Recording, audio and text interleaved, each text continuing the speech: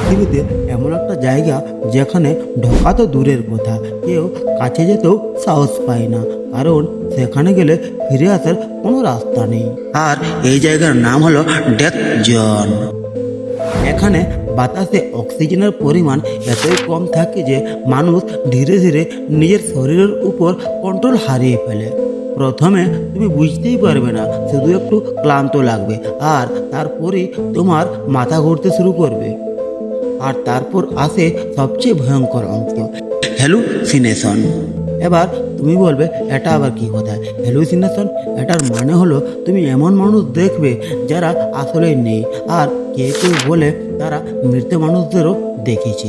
অনেকে নিজের জামা খুলে ফেলতে শুরু করে, কারণ তাদের মনে হয় তারা গরমে পুড়ছে, কিন্তু আসলে তারা ধীরে ধীরে মৃত্যুর দিকে এগোচ্ছে। এখানে কেউ মারা গেলে তার লাশ পর্যন্ত হাঁটানো হয় না।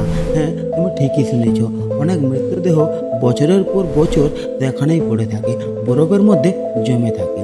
আর যারা বেঁচে ফেরে তারা বলে ওটা শুধু একটা জায়গা না, ওটা হলো মৃত্যুর দেশ।